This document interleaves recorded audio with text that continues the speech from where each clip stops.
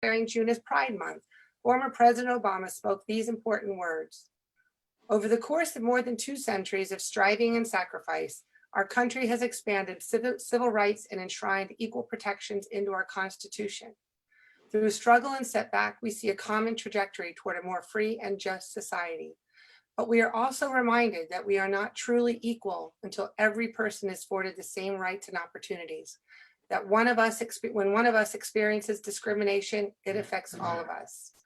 And whereas the existing patchwork of legal protections for LGBTQ people in the United States leaves millions of American citizens subject to bullying and discrimination, how can it be that in 2020, only 22 states and the District of Columbia prohibit employment discrimination on the basis of sexual orientation or gender identity? And whereas, while society at large increasingly supports LGBTQ equality, discrimination and prejudice still exists, highlighting the need for continuing education and awareness efforts. And whereas, celebrating Pride Month influences awareness and provides support and advocacy for our LGBTQ community, and serves as an opportunity to act and engage in dialogue to strengthen alliances, build acceptance, and advance equal rights. Now, therefore, be it proclaimed that I, Mayor Michelle Brindle, in support of the rights of all LGBTQ citizens to experience equality and freedom from discrimination, do hereby designate the month of June 2020 as Pride Month in the town of Westfield. Oh, Scott with the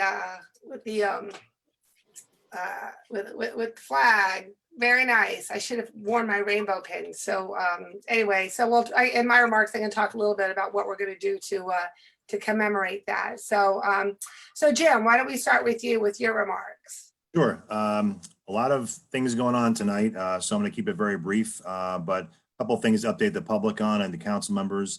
Again, all the budget documents, the final budget document, the user-friendly budget, the budget Q&A, all the different things we have is all up on the website. And so anyone who has any questions or wants to review things can go there, and you can see not only 2020, but I think about 10 years or more of history of all the budgets there as well. So that process is finally wrapped up from a documentation perspective, but as we discussed, it never really ends. Couple other good things, the mural, the second mural that's under the South Avenue, North Avenue traffic circle area. The canvas, as I'll call it, the plywood and the railings were installed, finished up, I think it was late last week. Now we're waiting for the artist, Ricardo, to come over and start the actual painting. If you haven't been by there, you'll see a big, white canvas for that ready to go. And we're really excited for Ricardo to get started on that and complete that section of the 2 murals over there, which is exciting. So, and again, that's important to note that those the monies being spent on that are all through donations, very generous donations to our public arts fund, which has been wonderful. And I want to thank Public Works and also SEI Construction in town, who donated their time to install the railings, and Public Works, Richard Eubanks particularly, who was able to work with them, get the proper plywood and so forth. So that really worked out great. And lastly, Mindawaskan Park. It's been a long time coming. Today is one of the final steps in the process. The road was paved yesterday, this was last week, I guess. And today they striped the roadway, so all the new parking spaces were striped. We added some new handicap accessible spaces, some new crosswalks that didn't exist before due to some pathway realignment. And really looks nice. And the park is truly open as of today. Police department, working with Chris McAloon and the engineering department, removed all the barricades today after striping was done. So the park roadway was open today for the first time. So the only things in the park that still are closed due to the pandemic is the playground. Interesting note about the playground, Public Works was able to get in there last week to do the long-awaited plantings around the playground. So that was completed, and it's been temporarily fenced off for the time being until we can get back to playground play. And the last piece of the Mindawaskan Park is, again, the donation from Columbia Bank to Friends of Mindawaskan, and the gift to Friends of Mindawaskan to us with the water fountain / dog fountain, which today Public Works was out in Mindawaskan. Eugene Watkins and his crew was digging the trench to install the plumbing. I think tomorrow morning we expect the plumbing company to be here and begin to put the plumbing in. So we're hoping by later this week, the last piece of the whole puzzle that we had set out for some years ago will be finalized, have the water fountain being put in. But the park does look great, and Public Works will be back out soon to do some more work and landscaping and so forth. But it's a long time coming, but it's nice to have the park drive open again. So those are the main updates. I know you have a lot of stuff to say, Mayor, so I'm sure we'll have other things to say later on too about a lot of the legislation, but anyone that has any questions, I'm more than happy to answer anything. Thank you, Jim. Yes, it is a very, very packed agenda for us tonight. And as Jim knows, I walk through Minnewaska regularly and call him regularly from the park, asking him what's going on. So it looks beautiful. It really, I don't think it's ever looked better than it does right now. So thank you for that.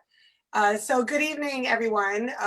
Thanks for again joining us virtually tonight. Just want to remind everybody that the public comment will only be accepted via Zoom. We are live streaming only on Facebook, but your comments must be submitted via Zoom. And there's also going to be a replay on Facebook, YouTube, and TV 36. So just a bit of a COVID update. And I'm going to abbreviate this, and we'll have more details in the update that we'll post online. But in New Jersey, there's 164,796 cases, 680 still under investigation. The county reports 16,302. And since my last report on Friday, we have 3 new cases. It was 0 on Saturday and Sunday, 2 on Monday, and 1 today. So our total cases is 279. We've had 5 cases since we are here. I met 2 weeks ago. It's great news. I think if we can just keep it at this minimal moment, about it every day, one here and one there, I think that's something that we could all appreciate and be grateful for. So thank you to everybody. The social distancing and the mask wearing and everything is clearly working. Just briefly, a few important updates that Governor Murphy mentioned today. He did lift the stay-at-home order, very importantly. He also increased the maximum gathering limits for both indoors, 50 people or 25% of capacity, which is a lower, outdoors to 100 people. When it goes on June 22nd, it goes up to 250, and then on July 3rd, it goes up to 500. All outdoor recreation entertainment businesses that were previously closed may reopen, with the exceptions of amusement parks, water parks, playgrounds, and arcades. And anyway, we're going to be, and as many of you heard, the pools are allowed to open on June 22nd. I think there's a meeting this week with the Rec Commission and the Pool Committee to understand like what that means for our town, when they're going to be open, hopefully sooner rather than later. But we expect fully Memorial Pool to be open, and specific dates and protocols to be announced as they get more information. So they are still looking at day camps. It's a little bit tricky because they can't use the schools, the school facilities. So day camps, it's a little bit probably more up in the air, but guidance will be coming on that with the Recreation Commission's input in the very near future. Regarding what's been going on here locally, as many of you know, we had an incredible Black Lives Matter peaceful protest on Sunday in Minnewaska. I do want to thank once again our public works, our fire, and our police for working so closely with the high school organizers to make it a peaceful event. And it was incredibly well organized. And I think anybody who was there was unbelievably inspired by the Westfield high school students who organized it all on their own. And I had no idea what to even expect when I showed up, and it just said our future is in good hands if that generation is leading the way, because it was truly unbelievable. And from my perspective, I was also very happy to see that nearly every single person in the park was wearing a mask. And the police and DPW were there handing them out to anybody that walked in without one. We tried our best to keep social distancing, but you know, I do want to make sure, and I've said it over and over again, we need to make sure that our public health trends keep moving in the positive direction. So if you attended that protest or any others, or feel like you've been in any position where you may have been exposed, please go and call and call Union County, call the testing site and make an appointment at Union University. It's free, it's quick. My daughter went last week and she was in and out in 5 minutes. So please consider doing it. So then at least you can feel comfortable and confident knowing that you are not an asymptomatic individual carrying and spreading the virus. So, even though moving on to from the protest, it was obviously extremely successful in expressing, I think, our community and collective desire to rid our community and country of racism. But I think we all agree that it means our work is really only just beginning in order to make Westfield a place of equality and inclusion for all. We need some concrete action steps to ensure that the racism of any kind is not tolerated here. So to that night, and very serendipitously, we're appointing our HRC committee members tonight, which is one of the first things that we're going to do. I held my first meeting with the Human Relations Advisory Committee last week.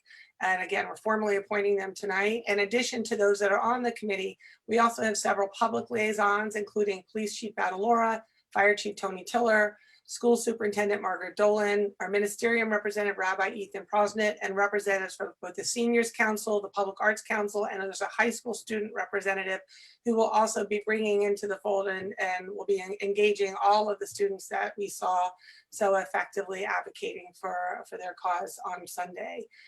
So after our first meeting, the Human Rights Advisory Committee were in the process of refining the mission and identifying priorities, which will then be shared with the community, and additional volunteers will be sought. So they really are just a facilitator to help identify and put plans into action, but we are absolutely going to be engaging as many members of the community who are interested in helping this very critical initiative move forward.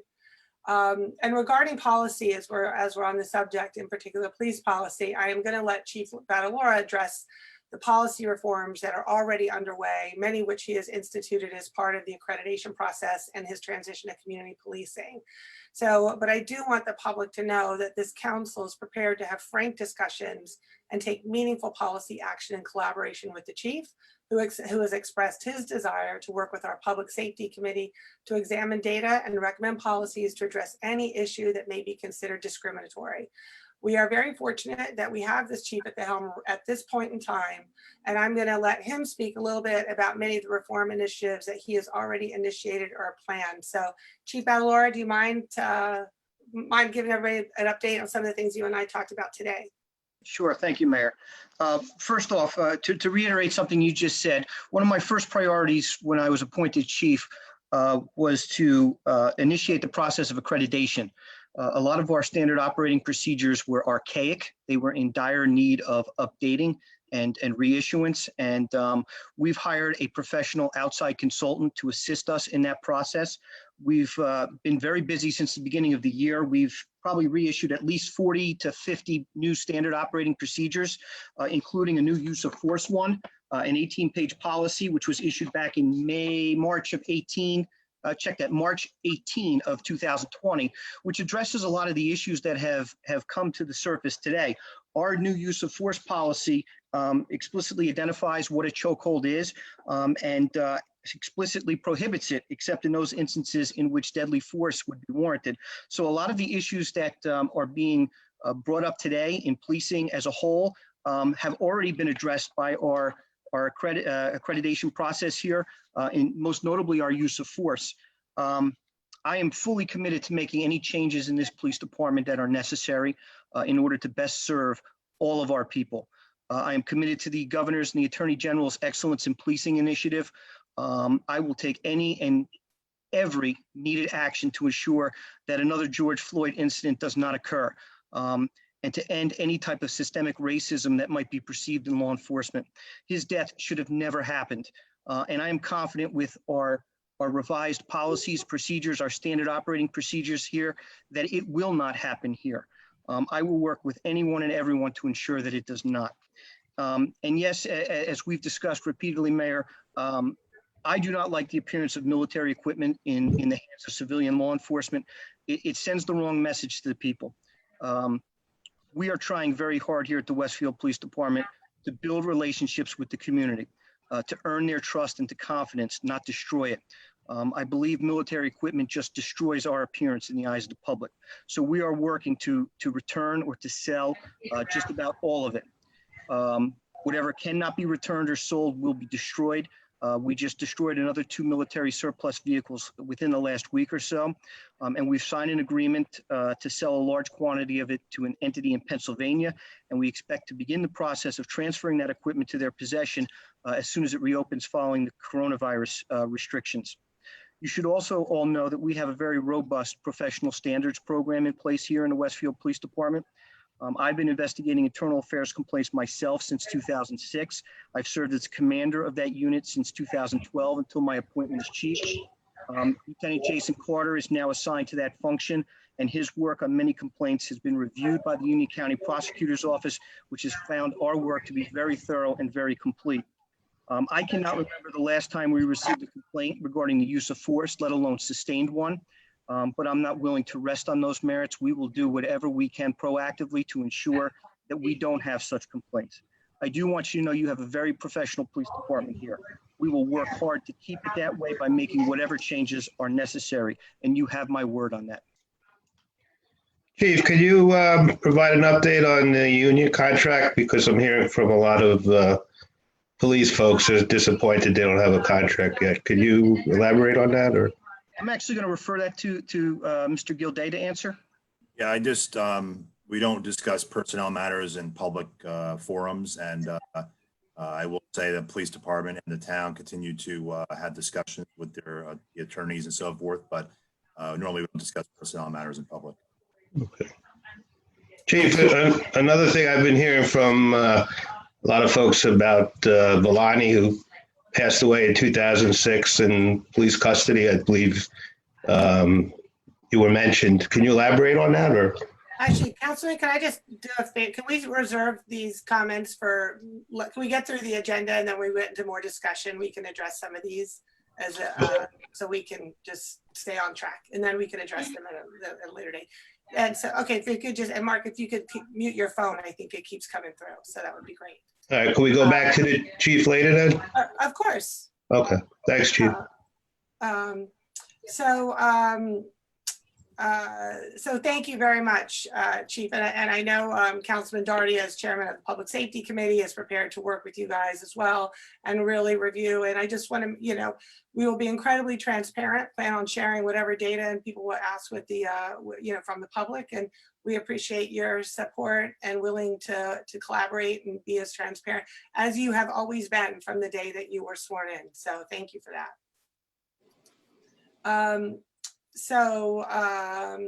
Let's see, where was I? And so following up on the Pride Proclamation that I just read. So we did last year, you may recall that we raised the Pride flag at Town Hall for the first time in our history. And it just didn't really feel appropriate to do it this year because flags are still flying at half staff to honor the victims of the pandemic. So we were looking for a way that we could find a way to visibly commemorate the month. So this year we will be painting rainbow crosswalks at the intersection of Elm and Quimby. Not only does this honor Gay Pride Month, but longer term, it memorializes rainbows as a symbol of hope that we've all seen over town the last few months. So this initiative is going to be led by the Westfield High School LGBTQ Club, who's going to work with the local artists and town officials to bring this vision to fruition. And Dawn has been instrumental in helping make that happen. So, and that we are committed to having that up in June before, while we're still in the midst of Pride Month. So Hey, real quick, how come we can't put the gay pride flag up like we did last year? it just felt a little bit inappropriate in light of the fact that flags are still at half staff. Okay. And so it's just that for no other reason than that. I believe Cranford did, didn't they? Yeah, they did. And I think everybody makes decisions based upon what they think is, in the best interest of our community. It just felt difficult to celebrate that at half staff when we're there, everything else. So I think we're all in agreement that the rainbow crosswalks would be incredibly appropriate and longstanding. And everybody seems to be very happy about that. I personally prefer the flag, but I understand your position. But as far as the crosswalks, what did the town professionals say? Because the Federal Bureau of Traffic recommends crosswalks are painted white, and we just had a fatality as you know, Councilman, that there's rainbow crosswalks all over the country. This isn't unique to Westfield. So there are absolutely ways that it can be done in compliance with standards. So, and that's what we intend to do. Chief, could you elaborate for your opinion on public safety? I mean, that is a busy intersection. You know, So let me just an FYI, Mark. So we Councilman Mackey and the mayor have talked about how we're going to achieve this to make sure it's safe, but also achieve the desired result. So Craig Gibson from the Public Works Department, who's a downtown supervisor, obviously we'll be talking to him and see how we can work with the high school kids in this group to get this done effectively. So the details we don't know as of right now, but that's what we want to do. So we're going to work that out and get it done before the end of the month. All right, but Naturally, we would. Are these high school kids public safety experts? Mark, naturally, we would never do anything that compromised public safety, and it would be done in collaboration with our safety officials. It's not unusual to do this. As I said, it happens all over the country. So it will be done safely and appropriately. So, okay, I still prefer the flag, but okay, well, thank you for that.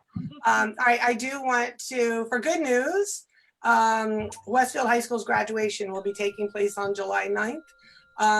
I've been speaking to the governor's office. I spoke to him this morning. I spoke to Superintendent Dolan, and obviously that was just prior to the announcement that 500 people will be allowed at outdoor gatherings in early July. So I'm speaking with Westfield High School Principal Mary Spendas tomorrow to discuss what we can do, how we can do it, and details on that will be coming and released very soon. So very, very happy to be able to give the seniors the graduation that they deserve. On to reopening. I do want to thank the reopening task force for their work in developing our initial downtown reopening plan. Hopefully there's a press release that went out about it today. We had lots of people in this task force with diverse ranges of experience and perspective, and we also had input from over 2,000 survey participants. And we're trying to plan balance the importance of public health with the needs of local businesses and consumers. Many businesses were extremely concerned of closing off the streets too much that would inhibit their curbside pickup. So I think we found a really great solution with that, thanks to the leadership of Bob Zuckerman. So you may have read, beginning next Monday, retailers will be permitted to expand their footprints by utilizing outdoor sales space so they can put retail experiences in front of their stores. Restaurants will be able to use sidewalks for expanded outdoor dining capacity. And we're going to have 15-minute parking designated for curbside pickup all on Quimby and Elm and on East Broad between North Avenue and Central. And Quimby is going to be closed to vehicular traffic on the weekends for additional outdoor dining. So as we are trying to be very adaptable, and it's all going to be driven by feedback that we get from businesses and what we see is happening to make sure that we're feeling we're really prioritizing public health. So, but I think we had a great call this morning with many of the webinar with many of the businesses that attended to answer questions, and I think everybody seems like that we came to a really good place.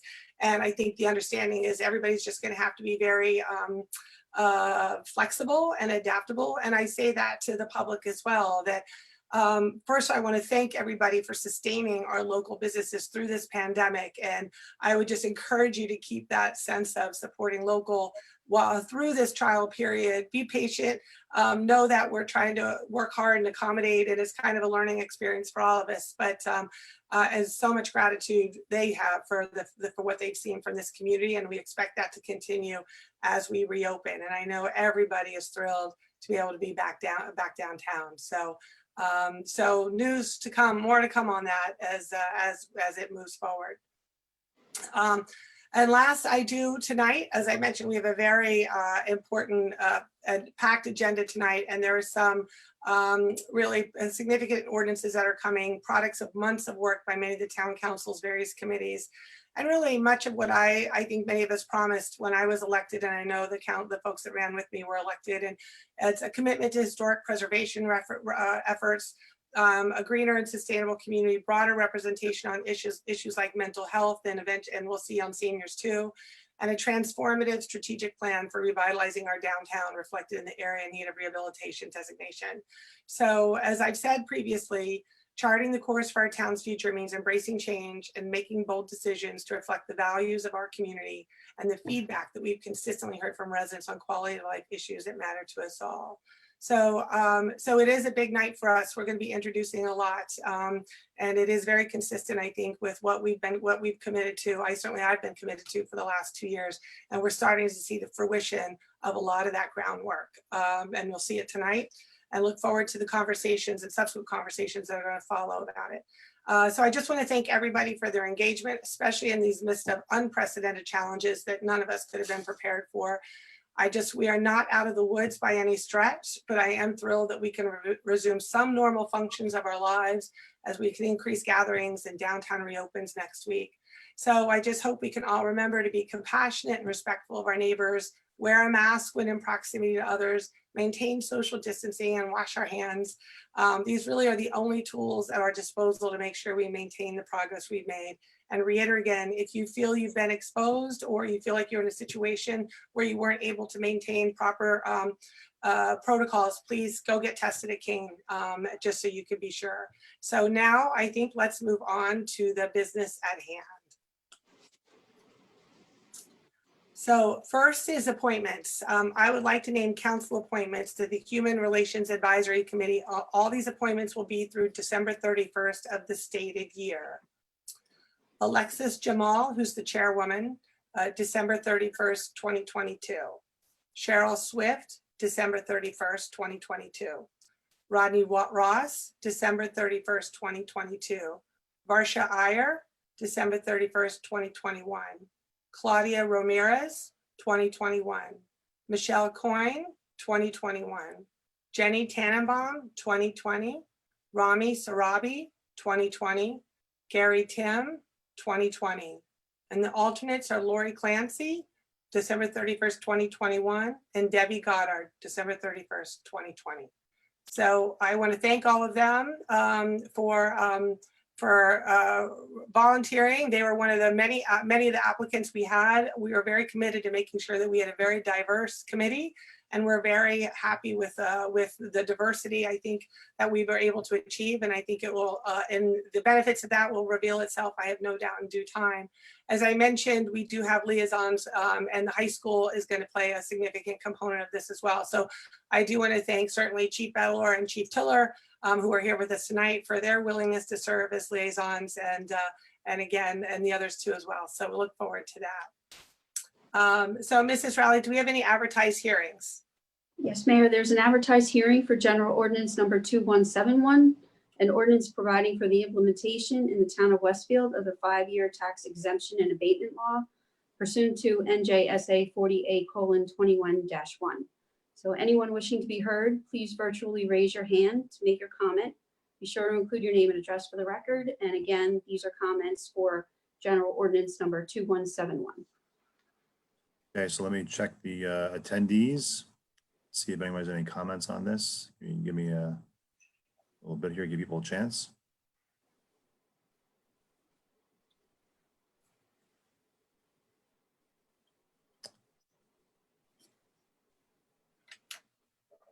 Don't see any comments, Mayor.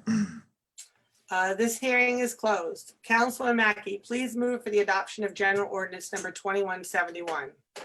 Thank you, Mayor. I would like to move for the adoption of General Ordinance number 2171 on second reading, an ordinance providing for the implementation in the town of Westfield of the 5-year tax exemption and abatement law pursuant to NJSA 40A:21-1. May I have a second? Second, Katz. Seconded by Councilman Katz. Any discussion? Please call the roll. Councilwoman Habgood, Yes. Councilman Parmalee, Yes. Councilman LaGrippo, No. Councilman Katz, Yes. Councilwoman Mackey, Yes. Councilman Contract, Yes. Councilman Dardia, Councilman Daria just texted me, he lost his connection. He's going to be dialing back in. So you can move on, Tara, and then Councilman Boyce, you're on mute, Jim. You're muted. I think that was it. Sorry, yes. Mayor Brindle. Yes, this motion is carried. May I have a motion to approve the minutes from the town council regular meeting of May 26, 2020? So moved. Moved by Council Agrippo, second. Second. seconded by Councilwoman Hapgood. Any discussion? All in favor? Yes. Yes. Opposed? This motion is carried. Mrs. Riley, do we have any petitions or communications? No, Mayor, we don't. Now it's time for open discussion by citizens. Please virtually raise your hand to make your comment on any subject on which the council has jurisdiction, and be sure to state your name and address for the record. Okay, we have a few people here. Let me go in order that they came in. Pick this person.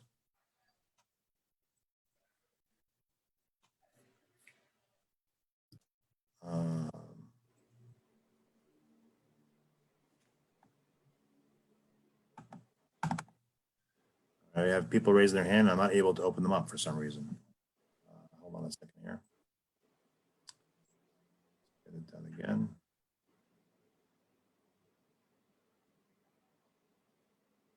Strange.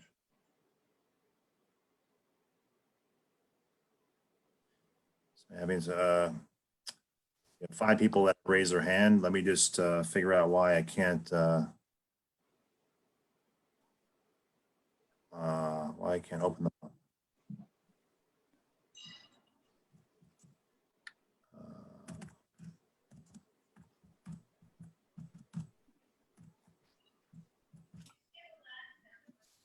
Let's see. Jim, the web Yeah. administrator can open them up too. I know. I just let him know that.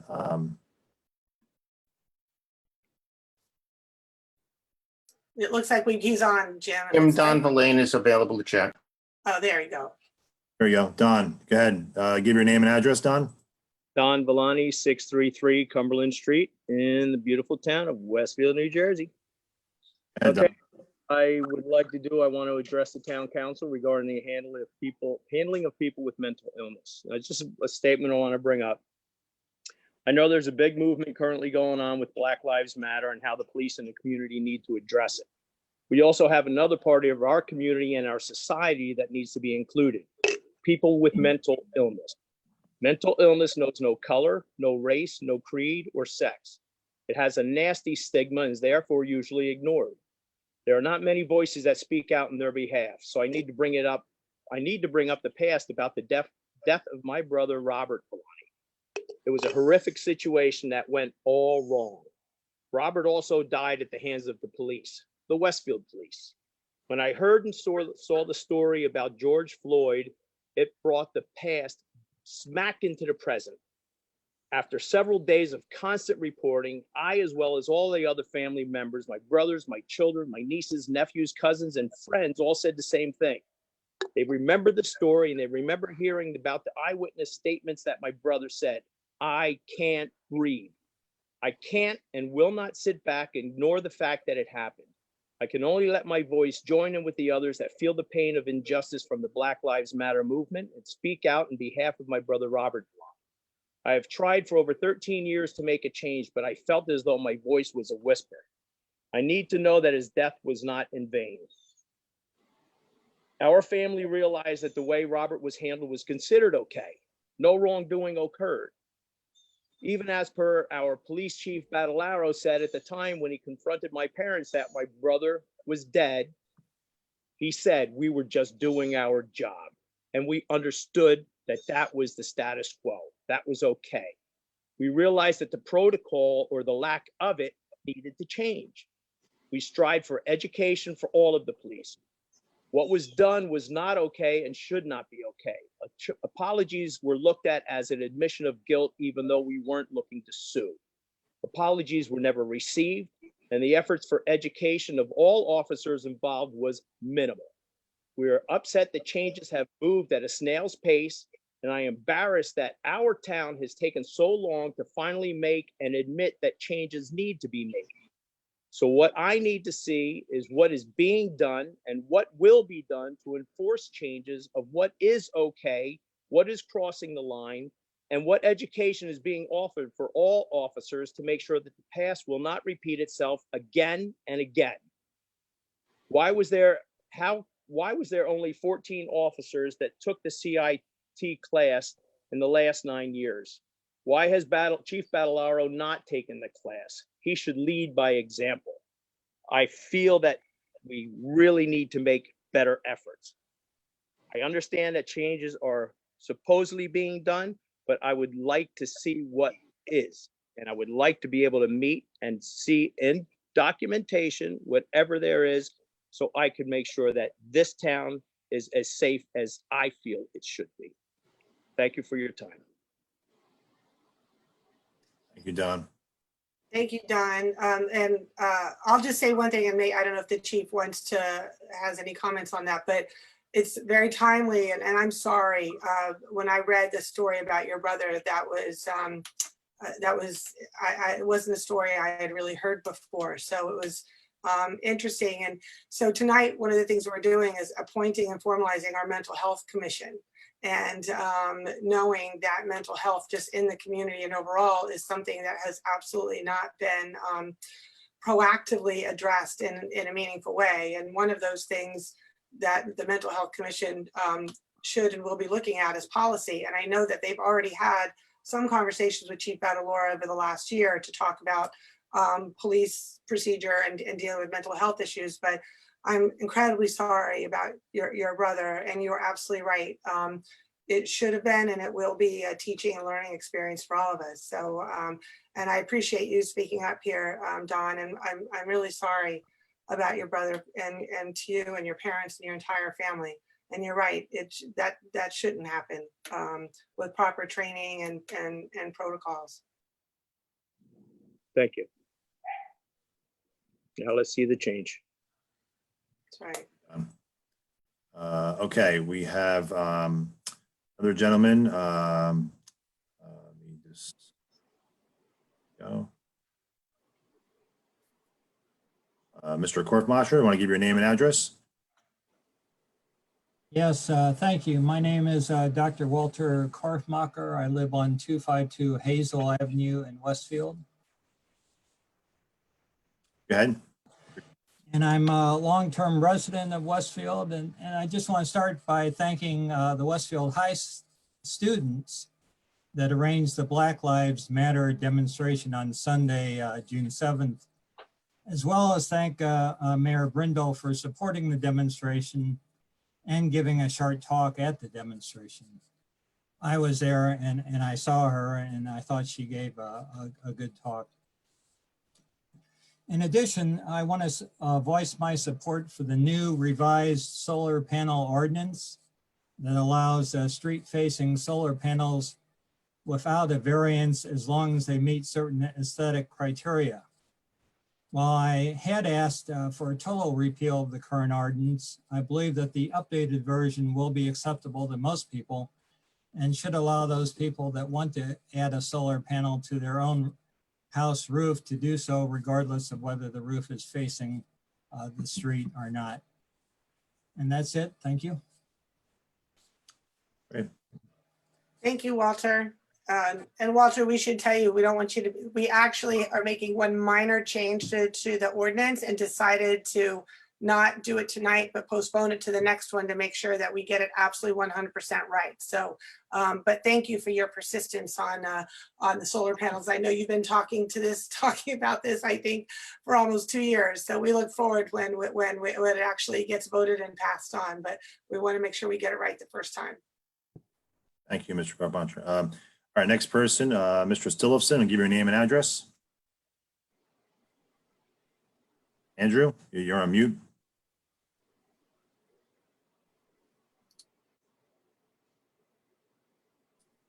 Andrew? Mr. Stillifson?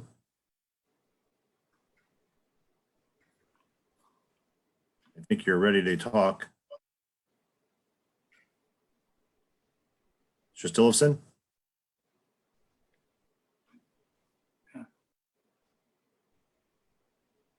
He's back on mute. Yeah, well, we'll We lost him. yeah, we lost. We'll come back. You'd want to come back in. Next person, Mr. Rizk. George Rizk, you want to give your name and address? Yes, my name is George Risk, living on 370 Oriental Circle in Westfield. Good evening, Mayor and members of the Town Council. Some of you might remember me back in March 2016 when I came in front of the council to voice my frustration because of the ordinances pertaining to the solar panels. And back then I was planning to install the solar panels and I couldn't get the variance because of this antiquated old-fashioned ordinance we had in place since 2016. So quickly, I'm not going to take too much time, but before I talk about the solar panel, I would like to thank Mayor Brindle for your daily emails, what I call the 9 p.m. emails that I was waiting for my wife and I to receive them and to get the update, understanding what's happening in our town and to be able to properly react to this crisis. So thanks again. And I know it's not going to be daily anymore, so it's okay. We can get it twice a week. First and foremost, I would like to thank the Green Team and Amarish Mehta. They really worked diligently and with persistency to get changes to this ordinance. I thought it was going to be easy. It took them a year, more than a year and a half to work on that, but I understand now by reading the draft. I just want to say the reason why, of course, this is a private matters, personal matters that affects me personally, me and my wife. But the two reasons, and without necessarily one reason more important than the other, that we should support the new ordinance is that we can do small things to help our environment, and little things can lower our carbon footprints. We're not going to save the plants on our own, but small things that each one of us can do will help. And this ordinance will help many people to really do their share in that particular area. The second reason, which is more personal, it's financial reason. I mean, for some reason, our electricity bill for the past 10 years, I couldn't make PSEG really for them to explain to me why for two people living in a relatively medium-sized home have to pay between $250 to $350 a month. It was crazy. They sent their technician many times to try to do and run the tests because, and all our electrical appliances were energy safe and all that stuff, nothing worked. And until today, I still have to pay between $250 and $300 a month. Based on my own calculation, once I install the panels, including the cost and all the things that will come with it, I will be able to save between $200 to $250 a month, which is not small change, particularly for a retiree, for anybody actually. So I would really like to ask the town council to do the right thing and approve the ordinance as per the current draft with some minor changes, but at least allow us to install solar panels on the front, on the side of the roof, front of the street. And thank you very much. Sorry, I was too long, maybe. No, thank you That's very okay. much. Thank you very much. Okay, so next person we have is Mr. Cody. You're on mute. Allowed. Hi, yes, Cornelius Cody, 337 First Street. Sure. Go ahead. Hi. First, I wanted to thank the mayor and the town and the chief of police for their response to the Black Lives Matters protest in Westfield. These demonstrations have been taking place across not only the country, but the world, and in really a unique fashion, the amount of people coming out in the suburbs and in towns like Westfield is really unprecedented in my lifetime, at least. And so I would like to thank everybody for their support and for their support. My concern is with the new developments of the condominiums and apartments between South Ave and First Street, specifically the areas surrounding Holy Trinity, both the church and the school. I've been speaking with my neighbors a lot recently about the development and the impact that that's going to have on traffic. We already feel that there's a severe under enforcement of parking in this area to the point where many of us are constantly having to interrupt AA, NA meetings, basketball games, other events at the church or other events at the school to get our driveways unblocked and struggle to make it out of our own driveways in the morning. And so going forward, I hope that the town has a plan to address the increased traffic caused by the new residences in the area and potentially having more strict parking enforcement and potentially painting lines for parking. Thank you, Cornelius. And one thing you should know, and maybe you do, is that we are embarking on a town-wide circulation plan, which circulation meant just that, addressing like traffic and hotspots and that kind of thing.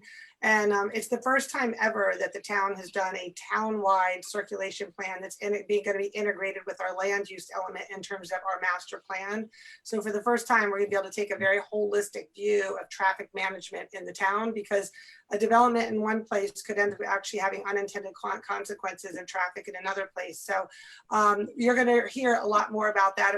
They've been trying to visit a little bit how they're going to do it. It's been hard to measure traffic when most people aren't going anywhere. So, but that is about to get back up and running through lots of other different ways. And we're going to be asking the public to participate on many of these things. So I hope that be aware, if you don't get our updates, please do, because we'll be inviting the public to attend, and you should absolutely come and advocate and talk about any issues that you may be experiencing where you live.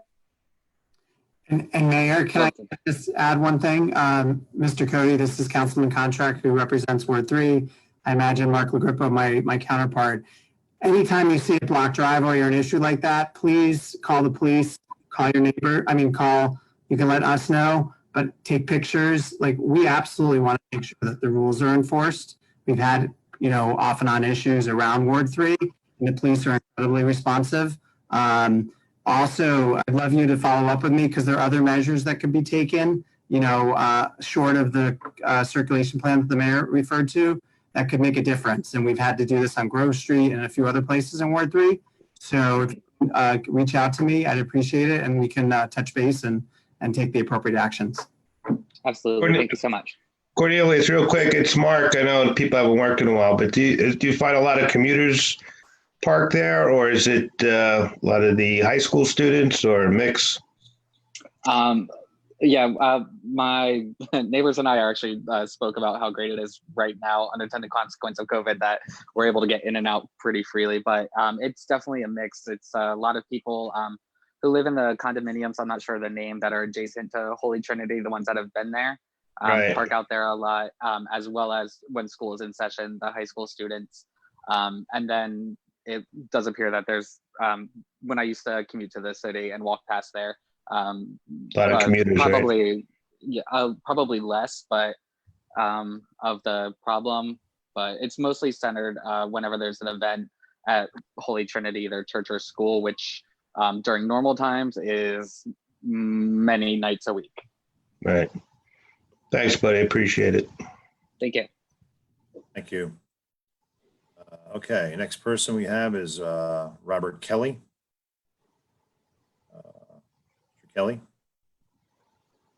Hi, thank you for the time. I appreciate it.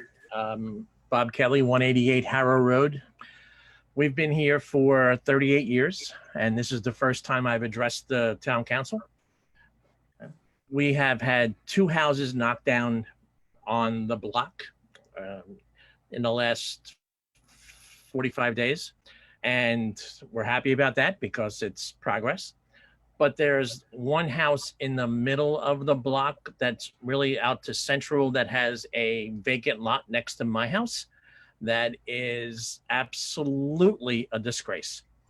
They've chopped down trees and just thrown them into the vacant lot. They've knocked down just empty everything. You just name it, it's there. We've asked numerous times, and the town does a great job in the first 10 feet from Harrow Road, or Harrow Road in, but it's from the other person's, and he lives in Garwood. He rents, this is a rental. And I don't know what can be done. I don't know what the what the rules are, but I know if it was mine, I would be mortified. And I think as I drive through Westfield, it is easily probably the most disgusting plot of land in the entire town. Thank you. So, Mr. Kelly, this is Councilman Contract again from Ward 3. Didn't realize we'd have quite a lot of Ward 3 constituents tonight. Thank you for raising this. Absolutely, the town can do a lot. We've, again, unfortunately had similar situations on other properties, either knockdowns or teardowns or not. And the town has property maintenance codes that need to be enforced and are enforced. The best thing to do, and I'll swing by tomorrow morning, is take pictures. Please send them to myself. You can include Councilman LaGrippo. Our town acts. Mr. Gilday will follow up with our property maintenance officer, who will issue violations. There's a 30-day cure period. Absolutely, we have codes that have to be followed, and you have to keep your properties neat. You got to keep your grass cut. You can't do what it sounds like you're describing. And I hope that whoever cut down the trees followed our new tree preservation ordinance, and I'll ask that that committee look into it, because there are fines if you don't. And I understand, and I get it, but you're talking about they're building probably $1.5, $1.6 million homes that are going to look out their front door and one their back door and see this. I'd be mortified. Robert, you back up to Oxford? You back up to Oxford? I back up. I am on the corner of Oxford and Harrow. Okay, because that you're next to the town lot next door, right? Yep. Okay. That well. And that lot belongs to the man who lives in Garwood, who rents those 3 apartments that are in that house in the back there. Yeah, I think Jim, can you elaborate? The town recently purchased that lot or sold that lot? No, so what's happening right now is, as you said, Mr. Kelly, the last 10 feet or so of that lot owned by the town, and we do maintain that little strip. There's been negotiations with the property owner to potentially sell the town piece to allow the property owner to own the whole thing to there, maybe develop that property. So that'd be wonderful. That would be absolutely wonderful. Yeah, we did do some outreach to neighbors. I don't know if I spoke to you or your wife last year about this, because you did. You did. We didn't know if it went through though. We didn't know if they actually bought it. Well, yeah, it's still something like this is contingent upon a lot of different factors, so it's still in process. But yes, we do hope that that small piece of town could be sold to the abutting owner, which then would allow for development, and then that land would obviously not only be maintained but maintained very well. So a little more time to wait, but I appreciate your patience. That's okay. I've been here 38 years. I've been waiting that long. I can wait a little while longer. It's okay. Yeah, Rob, I'm right across from you. I pass your house all the time. I'm on Tudor Oval, so I walk through. And I understand, and I know it's tough and I know that the woman that owned it passed away, and it handed down. I get all that, but it's getting to the point where, and like I said, I've lived with it for 38 years, and not that I don't care, but I've lived with it. But I know the people that are coming into this new house on Oxford that are on Harold that paid $1.5 million to build this new house, and to look at that would drive me absolutely out of my mind. Yeah, just to follow up, Councilman Contract said, even though we're negotiating, we're trying to get this sold, we'll send the property maintenance officer out there anyway to see what the condition is. That'd be great, because there's chop down trees they just threw into there, and it's just not fair. Okay. Yeah, we'll Thank you, Mr. Kelly. Thank you so much. I appreciate your time. Have a good night. Thank you. Okay, we have next person, Tim Van Epp. Tim, you there? He's on mute, I think. He's ready. Tim, you there? Yep, I'm here. Thank you, Name Jim. and address? Yep. 630 Glen Avenue, Westfield, co-chair of the Green Team. And first of all, regarding the solar ordinance, I just wanted to thank Councilwoman Mackey and her code committee, as well as our town attorney, Tom Jardim, for working so closely with us on the Green Team to come up with the right provisions. And I agree, given today's activities, today's dialogue that a little bit more time is needed. So I'm happy that we'll get that kind of close scrutiny. There are a couple of other Green Team initiatives that are either on for this week or 2 weeks from now. One involving a sustainable land use pledge, and the other one dealing with government energy aggregation. And we strongly support those two as well. And I just kind of want to say that with regard to climate resilience and sustainability, there's going to be a lot of requests like this over the next few years. The state has issued quite a number of reports and plans and programs that they are hoping that the towns will help support the implementation and meet the objectives of.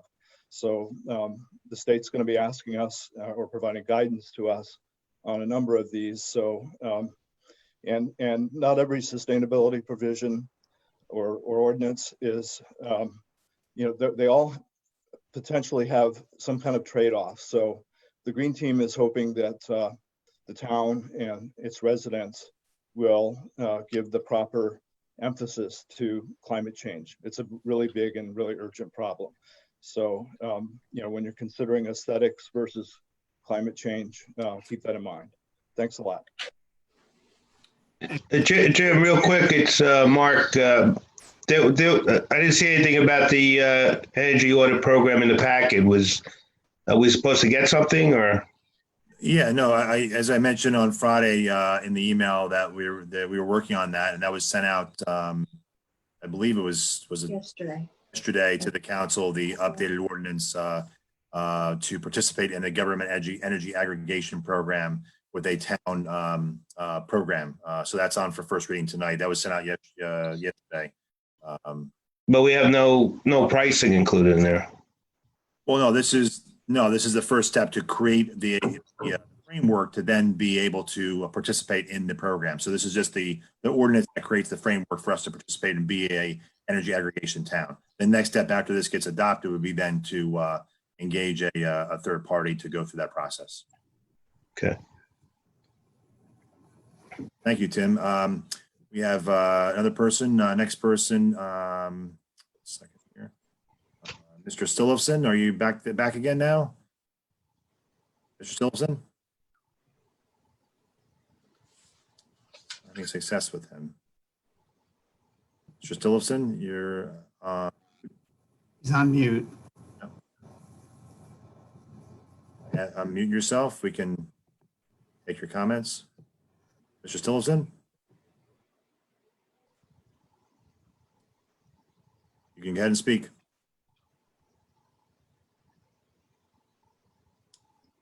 Not working. Let's see. Hello, can you hear me now? Yes, we can.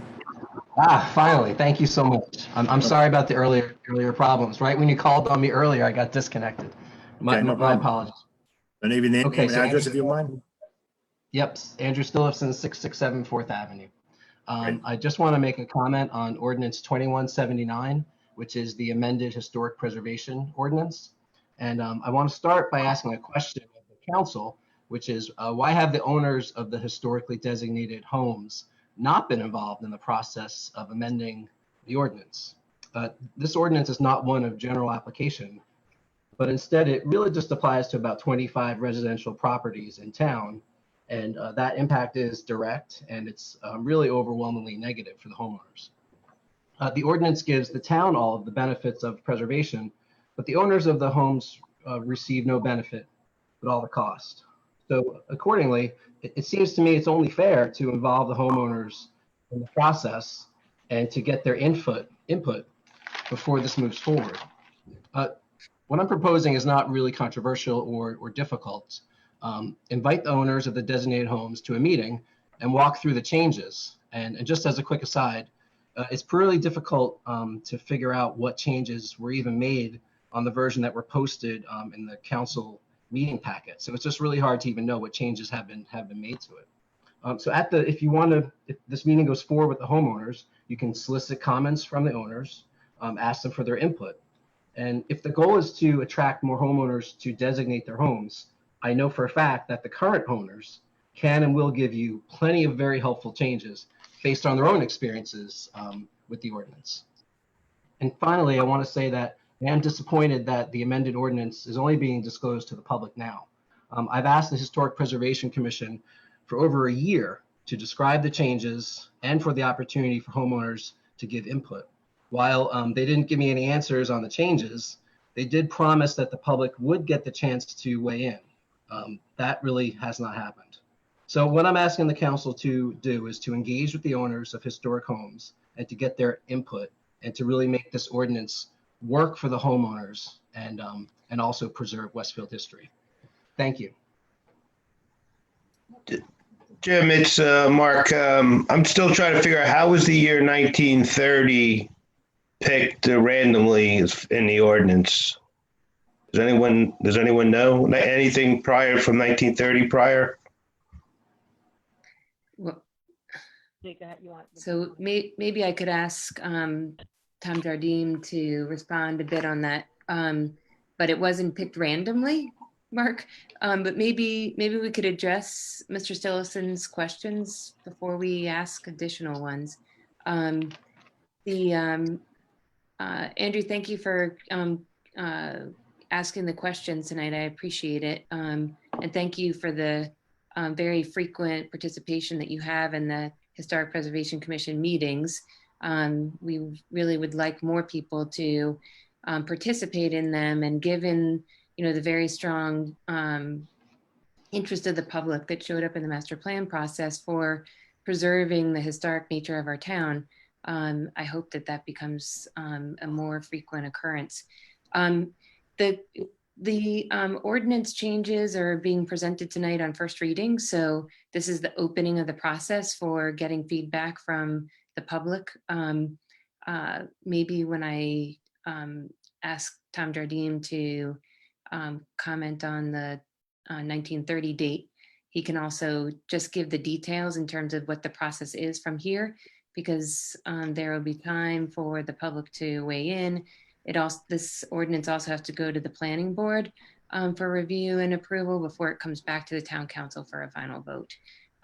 So while I have actually witnessed you ask about the ordinance, and you have participated in the meetings and heard the discussion around it, the process is starting now. So we welcome, all the feedback that you have as someone who owns a historic home. We've also been asking for feedback on the current ordinance from a number of people that live in the district on West Dudley who have expressed an interest in designating, their neighborhood as historic as well. So, we look forward to having further discussion with you before this goes up for a final vote. So is Tom going to address questions or later? I'm happy to. I don't know if Councilwoman Mackey, did you want to address anything? Well, I would just like to speak a little bit about, 1930 as the point that we landed on. And it really had to do with what a lot of the experts felt was architectural significance. And if we look at houses that were built, in the 50s, for example, after the war ended, they tended to be not as special, not made with the quality materials. So, you often hear people talk about pre-war as a point of architectural interest. So we were trying to, encourage a home that perhaps was put up at a time when there wasn't great care for design and materials, like to encourage that would be the kind of a house somebody would first look to rehabilitate, and encourage people that have these architectural treasures to hit pause and consider restoring them, because they contribute so much to the character of our historic town.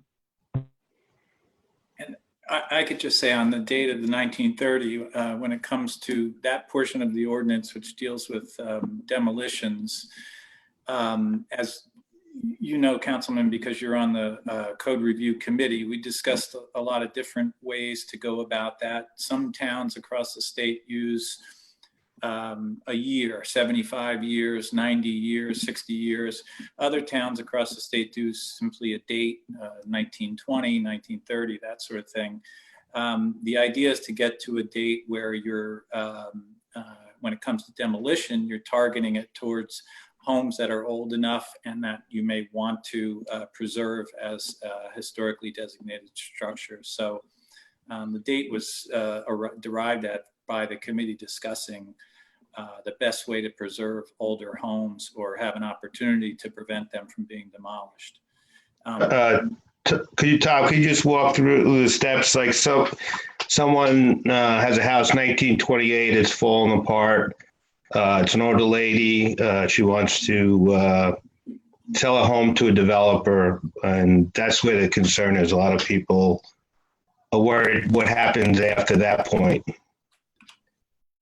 In terms of what again? Well, as far as now you have the Historical Preservation Committee involved, because the house is older than 1930, clearly a knockdown. Now, who makes that decision if the homeowner is still able to move forward with the knockdown?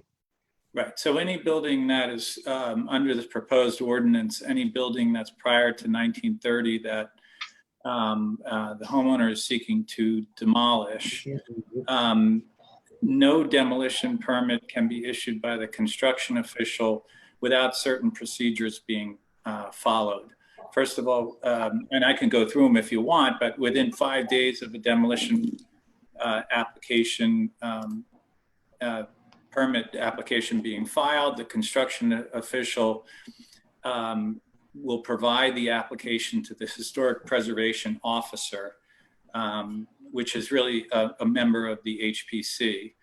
And if the historic preservation officer determines that the building has historical, cultural, or architectural significance in accordance with the criteria set forth in the ordinance, then that officer will notify the construction official of that fact. The HPO will then provide the demolition application to the HPC, the whole entire commission for review.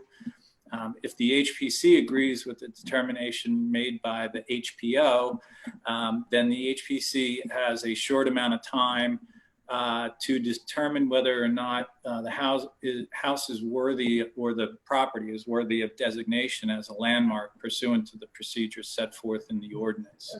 And if the HPC disagrees with that determination, the commission has 20 days after that to notify the construction official of that fact, and then the construction official can issue a demolition permit. So in a sense, it gives the town the ability to pause pause the demolition process if, for example, I'm trying to think of a home that we all know, the Miller Quarry house. If they suddenly came up with an application that said, we want to tear down this house, it'll give the town the ability to take a look at it and say, wait a minute, do we really want to see the Miller Quarry house be torn down? Why don't we pause and see whether or not this house should be designated historically? Or other houses that you can think of that might have, it might be appropriately designated for preservation. And So basically, go ahead, I'm sorry. I was to say, and that process is consistent with what happens in other municipalities around the state, correct? Yeah. Yes, and Actually, Mayor, that's a good point, because the changes that are being proposed for the ordinance, are going to ensure that it complies with New Jersey's municipal land use law. And in that case, we will be able to receive a certified local government designation, which will allow us to apply for a lot of very significant grants offered by the state. So it will allow us to have some monies to start feeding into, the projects that we'd like to pursue to preserve, some of these buildings in town. Which I know, it's been an issue since day one that they weren't able to be state certified. We couldn't get the money to actually invest in the money in the buildings. We weren't qualified. Exactly. We weren't qualified to apply because our historic ordinance wasn't consistent with the municipal land use law in the state. And so until we make this change, we're going to continue to be ineligible for any of those state grant opportunities. So this puts us in compliance with state land use law. And the one question that maybe you want to address is that I know Andrew was referencing the impact that it has on currently designated properties. Can you talk about the impact on current designated properties? Because I didn't think that the ordinance really had any impact on currently designated properties. So I agree with you, Mayor. In fact, in the conversations that I've been involved with as it relates to the adjustments to the ordinance, there's been a lot of efforts to, try to appreciate, the need for acceptance of certain materials that may have longevity.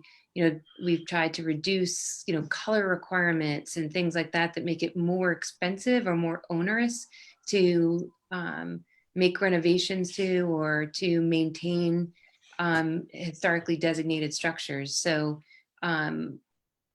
anyone who in town who has a historically designated home actually in many ways should find this quite beneficial in terms of the requirements for ongoing maintenance. But Linda, real quick, I think the way the ordinance is written, even if you have a brand new home, you could wind up in a historic district the way the ordinance is written. I get Tom could weigh in on more on that, but that's the way the ordinance is written. Sure. So me personally, I don't want to get stuck in a historical district. So could you elaborate on that? Well, under existing law, you could be part of a historic district.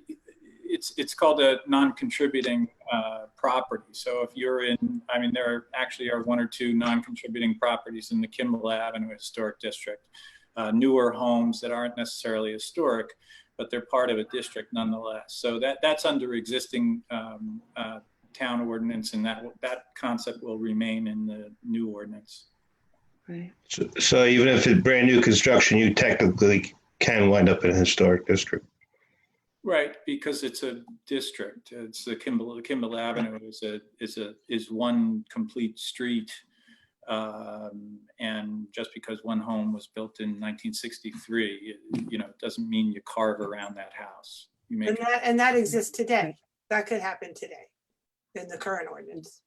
Tom, what changed when on Walnut you and your residents and neighbors were looking to become a historical district, and the town worked with you and your neighbors for 2 years, and it looked like it was going forward. Then everyone pulled out. Like, why did people pull out after 2 years of working with the town, and what was the reason at the end there?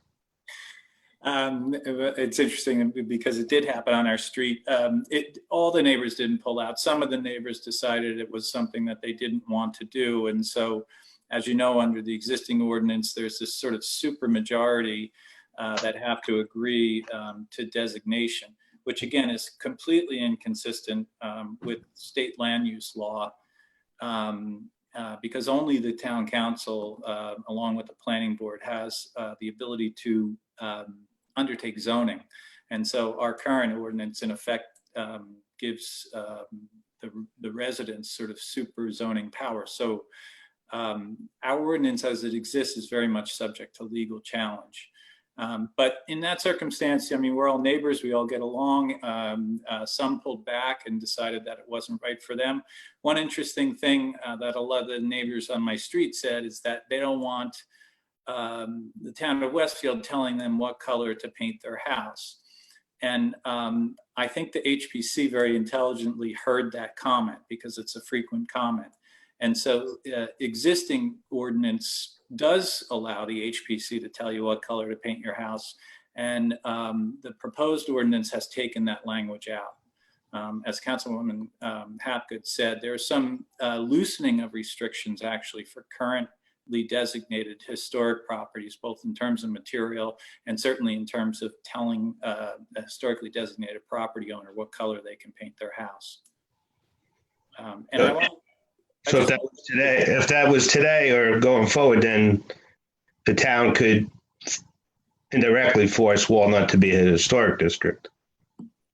If it were so inclined under the proposed ordinance and consistent with the municipal land use law, it could do that. You could do that for, well, again, it has to still meet the criteria set forth in the ordinance as to whether or not it actually meets the historic criteria. It could do that for just Stoneleigh Park. I know there's been an effort to do that for years, but it hasn't gone anywhere. And I was heavily involved in Stoneleigh 2 or 3 different times. We tried to go forward with Stoneleigh, and each time people pulled out along the way. So just so residents are clear that going forward, the town or historic preservation is going to force that upon the residents. Right. So, and I also want to just address Mr. Stolzen's comments. I mean, he has been fantastic in appearing at the HPC meetings almost every month. I'm also the attorney for the HPC. And although he has not seen, I don't believe until tonight, perhaps, a copy of the draft ordinance, certainly he's been there when the HPC has discussed the ordinance changes in broad concept. I would just say, with respect to looking at an ordinance, most ordinances before they're introduced are amended many times, and sometimes they're pulled from the agenda, like we did twice tonight. This ordinance, the HPC ordinance, is literally a 39-page document. It has been amended dozens and dozens and dozens of times because of its very complicated nature. I wouldn't want, no other town in the state that I'm aware of does that, put out an ordinance like that before it's introduced by the council. But as Councilwoman Hapgood has said, this is the start of the process. This has to go to the planning board for its review. The planning board has a minimum up to 35 days to review the ordinance. So this is the beginning of probably a minimum of a 45 to 60-day process before it comes back to the council and is voted on second reading and possibly amended again, possibly reintroduced if the comments are sufficient enough from the planning board. So in terms of public input, there will be plenty of opportunity going forward on that. Tom, this is Andrew Wilson again. I just want to make one comment, and I appreciate there's a process to go through, but it seems to me make a lot more sense to get the input from the homeowners ahead of time rather than after the fact and in a very formal process. And the fact that you were able to solicit comments from interested homeowners on West Dudley, but not the current owners, is really surprising to me. It's, the homeowners are known. It's very easy to call a meeting, invite people to the meeting and get their comments. I can guarantee we can make that ordinance better for the homeowners and better for preservation. I can guarantee that. So I'm really surprised that it was solicited from West Dudley, but not from the current owners. It's really surprising. Yeah. Actually, I can address that because I've had several meetings with the neighbors on West Dudley who are interested. I mean, they took it upon themselves after the meeting to read the ordinance and send comments to us. And I mean, anybody in town has the opportunity to do that. And, so Andrew, there's plenty of opportunity going forward in this process that we're in now that is going to, stretch over, 2 months probably. So let us know what your thoughts are on it and we'll take them into consideration. Well, thank you. Thank you, Andrew. As I said, there'll be plenty of time, and the planning board, and as a reminder, the chairman of the planning board just designated his home. So obviously he brings that perspective to the review process as well, but there'll be plenty of time to weigh in. And I do think, again, this is historic preservation is something that we've heard over and over and over again as a priority for our town. And I think it's now's the time for us to really act on it in a way that preserves our history for the long term. And I think we have a lot of opportunity here to make a big difference. So appreciate your input. Thank you. We have one other person, Mayor. So we can get them, Mr. Simpson. Yes, hi. Simpson? Yes. Hi, this is Greg Simpson, 500 Salter Place. Can you hear me? Yes. Okay, just wanted to first thank one of my ward councilmen, Mark Parmalee, for responding to an email today about this historic preservation issue, and echo Mr. Stolfson's comments that more inclusion from current homeowners of historically designated homes would be great.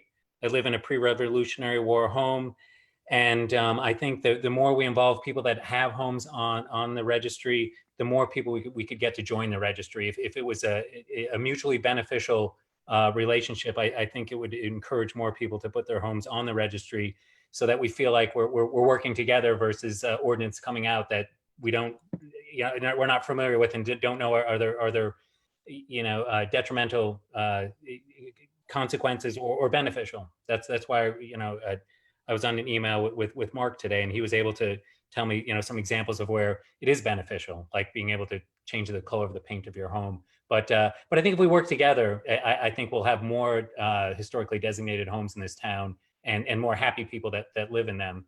So thanks for all the discussion happened before this. I raised my hand, and then the discussion went on and on. So that's my input. Thank you. Well, thank you, Greg, and thank you for, your commitment to historic preservation, and hopefully you can set a great example for others in the community. Mayor, Good. I just, may I speak on that? Sure. I just want to address what Councilman LaGrippo slipped in, that the town was going to force people. And I just want to be clear that it is required to be compliant with the state, that the municipality have the power to designate without a homeowner's consent, but that the administration has no intention on forcing this on any individual homeowners. It was just necessary to be compliant with state law. And Councilman LaGrippo should know that, because we discussed this for a very long time. It made us uncomfortable until we understood that's what was necessary for compliance, and it was not a power that we needed to use. Thank you, Councilwoman. We have another resident. Oh, got it. Okay. Mrs. Burslem, are you there? Yes, Yeah, your name and address? Debbie Burslem, 256 Kimball Avenue in Westfield, New Jersey. Okay, go ahead. I am very fortunate to live in the town's only designated historic district. And I just want to tell you that I agree with what Andrew said. And I honestly was very surprised. I've not been able to attend historic preservation meetings for, I don't know, maybe the last 8 or 10 months, but I attended faithfully almost every month, more than many commission members since 1998. And I have been asked personally and very willingly gone to speak to other people in this town to talk about the advantages of living in a historic district. I will say, though, that I'm very surprised that it wasn't until I received an email from someone late this afternoon to find out that this ordinance was even happening. Because, and I'm grateful that it's happening. But again, I honestly believe that input is a good thing. This town has been asking for input on all sorts of things for the last 2.5 years, which I think is great. Exchange of communication is wonderful. The people and the residents, and I'm not speaking for everybody, but it is my impression that the residents of the Kimball Avenue Historic District have a wealth and a depth and breadth of knowledge that many people may not have. But we have it because we've lived it. We have the benefit of so many people that have done all the research. And I just think it would be smart to, maybe even just give us a heads up that it's happening. I appreciate that you don't have to, but there's only a handful of properties that are designated in, what are there, 10,000 plus households. It would be good for the council to advocate and just say, hey, by the by, this is going on. And you know, I just think it'd be smart, a good resource. That's all. Thank you. Thanks. Debbie, it was nice talking with you this afternoon about this, and you know, we're always open for people to comment to us about our ordinances and how they're not working for them. You know, this has been a pretty open conversation at the HPC meetings about the fact that we've been working hard to try to adopt an ordinance or make adaptations to our ordinance so that we can be consistent with the state law and thus be eligible for these state grants. Because one of the biggest problems we have is that we need money to be able to maintain our historic buildings. So please read through what's posted up on the website as the current draft, and you know, let us know your feedback on it. We welcome it. We obviously understand that people who live in historic homes are some of the folks that we need the most input from. Great. Okay, I don't see anybody else, Mayor. I think that I would, hold on. We have one other person, Mr. Cody again. Hi, yes. I was just reflecting over the meeting, and I just wanted to add one quick thing when it comes to the crosswalks in Westfield. It's just that my recommendation is that not only does it include the colors of the rainbow, but a brown and black stripe for the crosswalks to include people of color who are most affected by issues in the LGBT community and face greater oppression than other sectors. Thank you. Okay, I think that's, I don't see anybody else virtually raising their hand. Okay, so here I close this portion of the meeting and move to bills and claims. So Councilman Hapgood. Okay, sorry, I'm scrolling down to where I need to be. Thank you, Mayor.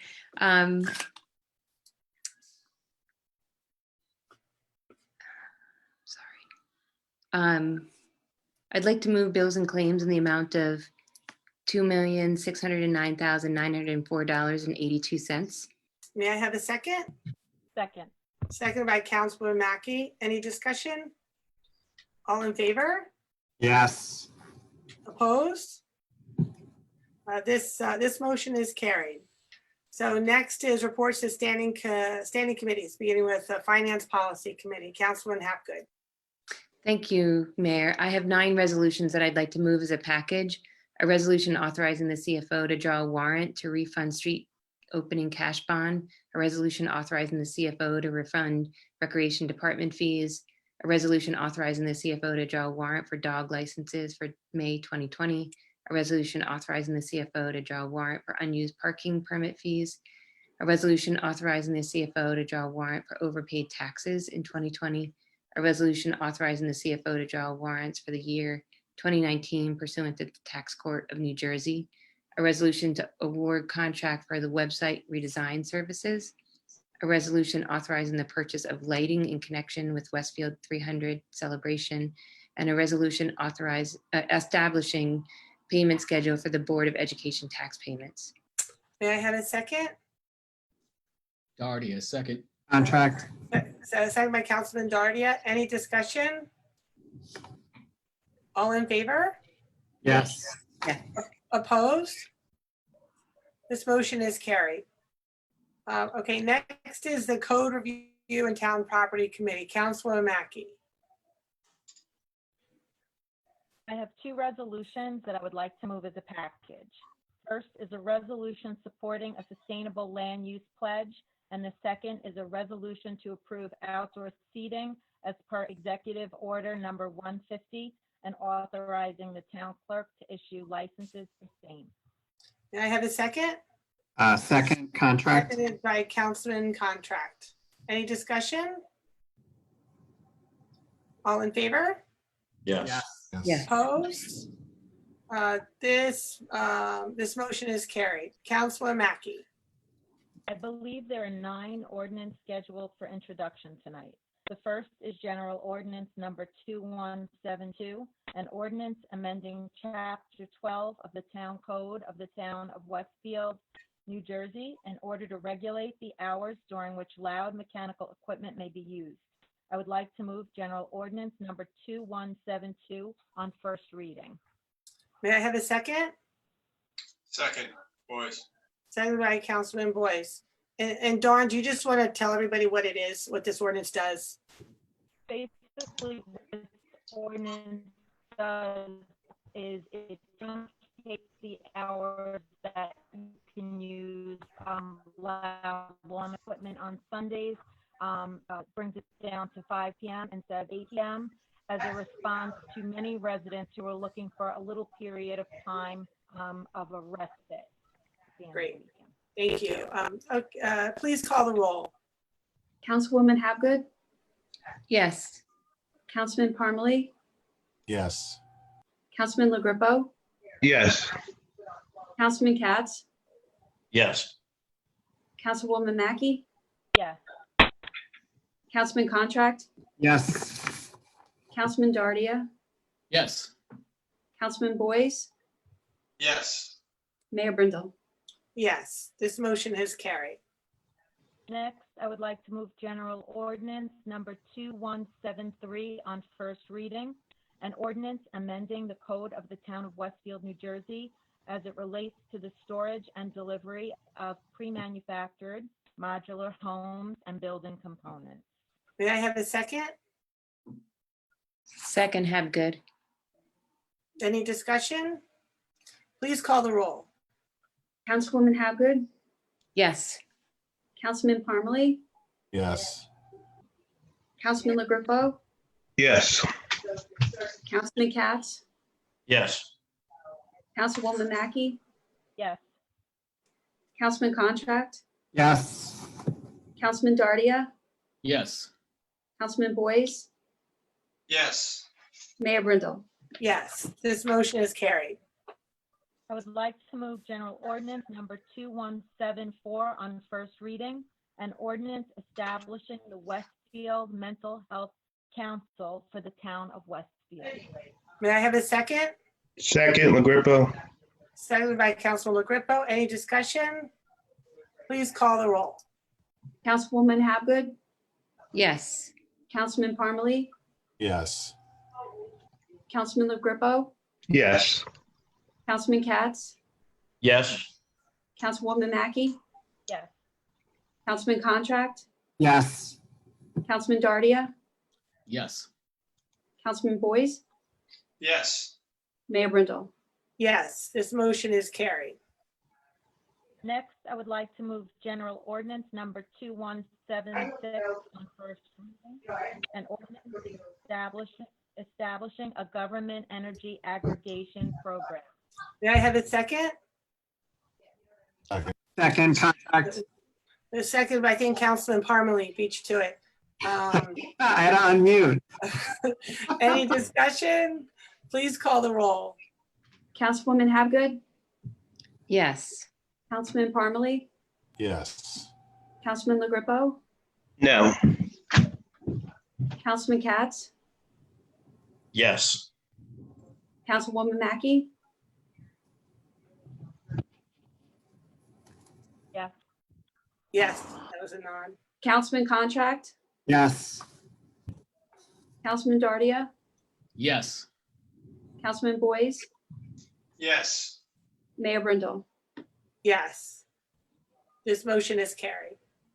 I would like to move General Ordinance Number 2177 on first reading, an ordinance amending the land use ordinance to establish and regulate boarding houses. May I have a second? Second. Second by Councilman LaGrepo. Any discussion? Please call the roll. Councilwoman Habgood, Yes. Councilman Parmalee, Yes. Councilman LaGrepo, Yes. Councilman Katz, Yes. Councilwoman Mackey, Yes. Councilman Contract, Yes. Councilman Dardia, Yes. Councilman Boyce, Councilman Boyce, Yes. Mayor Brindle. Yes, this motion has carried. And just to remind everybody, I know is that what we're doing tonight for the public is we are introducing these ordinances. We are not voting on them. So it's just a vote to introduce them for public discussion to vote on them later. So I just want to make sure the public is very clear on what it is we're doing tonight regarding the introduction of these. There is time to vote on them subsequently after appropriate review. Like to move general ordinance number 2179 on first reading, an ordinance establishing a historic preservation commission and providing for the designation and preservation of historic districts and historic landmarks in the town of Westfield. May I have a second? Second, Hapgood. Seconded by Councilman Hapgood. Any further discussion on this? Mayor, this is Councilman LaGripa. I think Tom, thanks, did a nice job explaining. I'll be voting no, as I feel it's a bit of an overreach by government, but just want to say I'll be voting no on it. All right, as a reminder, it's just to introduce the ordinance so that we could have the discussion. But your vote is noted. So please call the roll. Councilwoman Hapgood, Yes. Councilman Parmalee, Yes. Councilman LaGripo, No. Councilman Katz, Yes. Councilwoman Mackey, Yes. Councilman Contract, Yes. Councilman Dardia, Yes. Councilman Boyce, Yes. Mayor Brindle. Yes, this motion has carried. Like to move general ordinance number 2180 on first reading, an ordinance to amend the land use ordinance of the town of Westfield in regard to wall-mounted signs for corner lots. May I have a second? Second. Second by Councilman LaGripo. Any discussion? Please call the roll. Councilwoman Hapgood, Yes. Councilman Parmalee, Yes. Councilman LaGripo, Yes. Councilman Katz, Yes. Councilwoman Mackey, Yes. Councilman Contract, Yes. Councilman Dardia, Yes. Councilman Boyce, Yes. Mayor Brindle. Yes, this motion has carried. I would like to move general ordinance number 2181 on first reading, an ordinance to amend the land use ordinance of the town of Westfield in regard to the definition of accessory building or structure. May I have a second? Second. Katz. Second by Councilman Katz. Any discussion? Please call the roll. Councilwoman Hapgood, Yes. Councilman Parmalee, Yes. Councilman LaGripo, Yes. Councilman Katz, Councilman Yes. Katz, Yes. Yes. Councilwoman Mackey, Yes. Councilman Contract, Yes. Councilman Dardia, Yes. Councilman Boyce, Yes. Mayor Brindle. Yes, this motion is carried. Lastly, I would like to move general ordinance number 2182 on first reading, an ordinance to amend the land use ordinance of the town of Westfield in regard to dimensions of garage parking spaces. May I have a second? Second. Parmalee. Second by Councilman Parmalee. Any discussion? Please call the roll. Councilwoman Hapgood, Yes. Councilman Parmalee, Yes. Councilman LaGripo, Yes. Councilman Katz, Yes. Councilwoman Mackey, Yes. Councilman Contract, Yes. Councilman Dardia, Yes. Councilman Boyce, Yes. Mayor Brindle. Yes, this motion is carried. Mayor? Yes. Yeah, I just want to make one, just go back to the resolution, the second one that Councilman Mackey moved for adoption. So I make sure everyone understands, this has been a lot of collaboration behind the scenes. This is for the outdoor seating as per Executive Order 150. Between, thank you to Tara Rowley's office, Town Clerk's office, Tom's office, Bob Zuckerman, the Downtown West Corporation, and Chief Tiller's office. This is a collaborative effort to help business downtown expand their outdoor seating, and with the reopening task force. And Tara's office, with Tom's help, is ready to go for tomorrow, getting the applications out for the businesses, which I believe we're waiving the fee in the ordinance or the resolution tonight for 2020, and then hopefully approved applications and a lot of outdoor starting next week as per the executive order. But a lot of work going on behind the scenes. But again, it's Chief Tiller's office will be very busy, I assume, next 2 weeks after this with some enforcement of these things and making sure that the businesses comply, make sure there's ADA compliance on the street, but also expand their opportunities downtown. So it's a lot of detail behind the scenes. So I thank everybody that was involved. Thank you for bringing that up. And it's, and Tara, it's going to be a tremendous amount of work for her office as well. So thank you to everybody. While we're talking business, I think Councilman Parmalee, you had an update for We Love Local. Yeah, I didn't want to get it lost at the Yeah. end of a long council meeting, and I think this kind of dovetails nicely with the fact that the town is just beginning to reopen.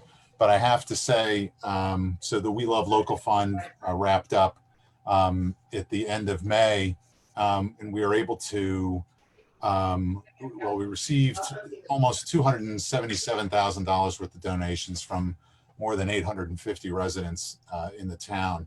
And this is something that we couldn't have done without the help of the Westfield United Fund and the Westfield Foundation, and specifically Deirdre Galeen and John Walker from the fund.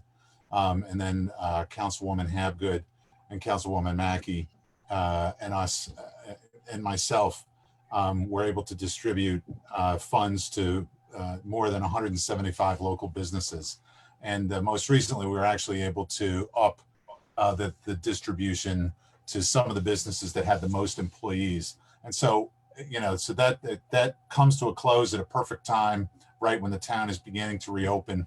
But I think it says a lot about how much the town cares for its local businesses, how much it really put itself out by, in addition to ordering pizzas and curbside delivery, but actually to donate funds out of their own pocket to help the employees and the owners of these small retail businesses. And so it was a great effort that was spearheaded by you, Mayor Brindle, and I just wanted to thank everyone involved for a really great job on behalf of the town and the business. And it meant, you're right, it meant a lot to the businesses, even as much emotionally as financially. They said they felt the love from the community, and it's what sustained them. So thank you for that. Also, Mayor, Councilman Dardia has a public safety committee. Oh, great. Yep. Yep. Yeah, sure do. So at the top of our meeting, Chief Badalaro had mentioned police reforms, and just again, want to reiterate how the Public Safety Committee is committed to work with the police department and any other appropriate entity to review data, review police reforms, and commit ourselves to improving community policing. I also want to quickly address the recent fatality that took place at the intersection of North Scotch Plains and South Avenue, and say that the Public Safety Committee will be reviewing that report for the purpose of understanding exactly what took place, reviewing with the police department the facts of the matter, and trying our best to implement any improvements to avoid future accidents at that intersection. Likewise, the committee is also going to be reviewing the reports of recent accidents in Ward 3 for those same purposes.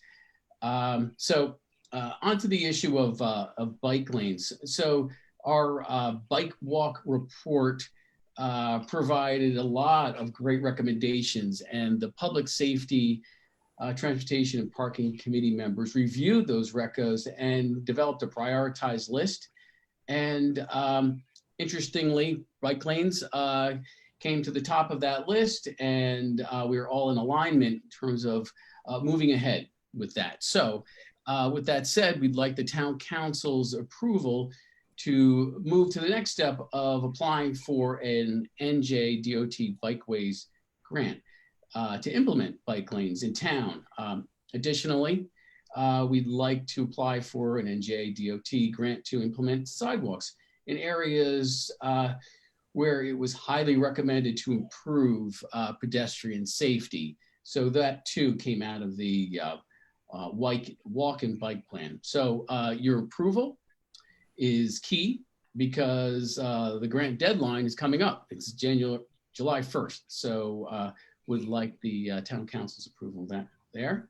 And just on that, Mike, just so the council knows, so that this is our annually, we apply to the Department of Transportation from the state road improvements. As you know, we usually do larger road. This year we got money for last year's application, provided money for this year's paving of a large section of Scotch Plains Avenue. So we will continue to do the road submissions, but we're looking to add 2 things to that request, which we are allowed to do. There's different sections of the DOT grants. One's for bikeways specifically, and one's for municipal aid, which takes roadway requests and sidewalk installation requests.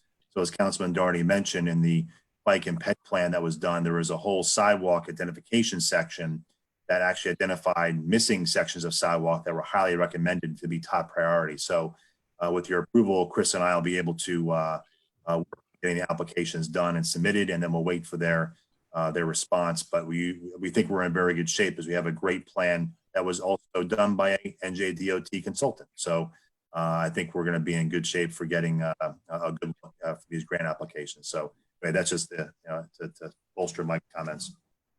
Thanks. Sounds great. Yeah, just a couple more things.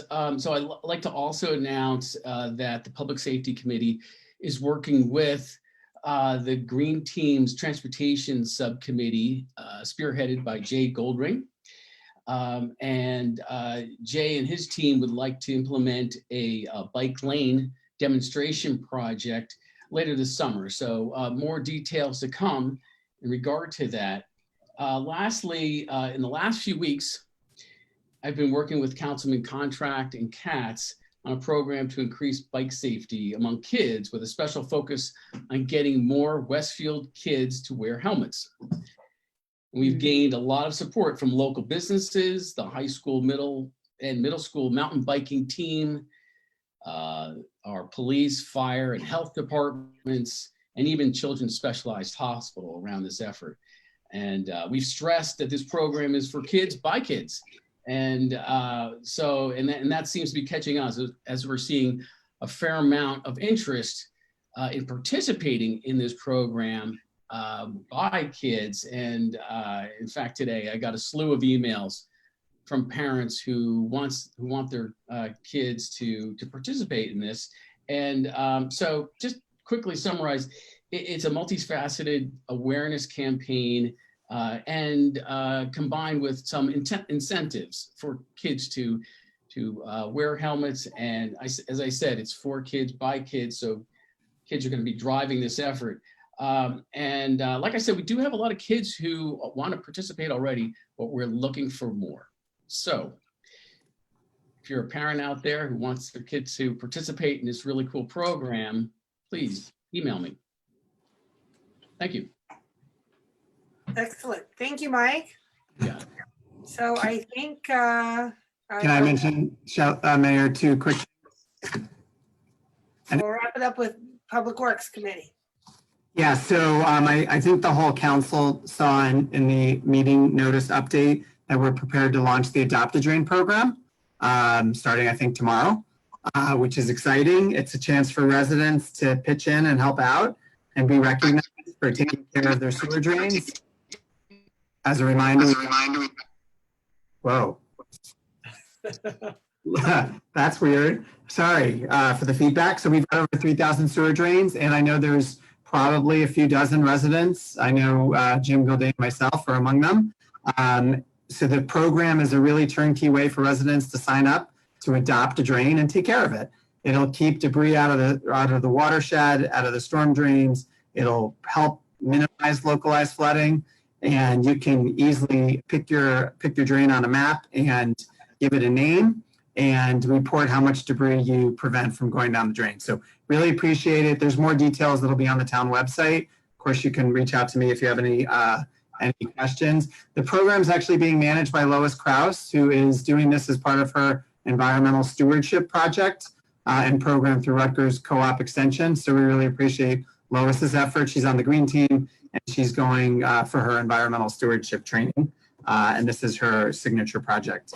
And then lastly, just a reminder and a request. The town, as part of the 300th anniversary, is looking for residents, businesses, even cats and dogs and cars who have achieved the distinction of being the oldest something in town. We've received dozens of survey responses, but we're hoping for hundreds because there are tens of thousands of people in town. So please fill out the survey. It'll take a few minutes. It's on the town website. If you think you might win one of these awards, fill out the survey. Oldest cat, oldest dog, oldest resident, longest married couple, etc. We want to hear from you because we don't want to leave somebody out. Thank you. Thank you. All right, everybody. Thank you for a very productive meeting, and thanks to everyone at home who tuned in. So may I have a motion to adjourn? So moved. Moved by Councilman Grippo, second. Second. Second by Councilman Contract. All in favor? Yes. Yes. Opposed? The motion is carried and this meeting is adjourned. Good night, everybody. Thank you. All right, Night, thank you, everyone. guys. Thank you, everybody. See you, everyone. Bye. Be safe.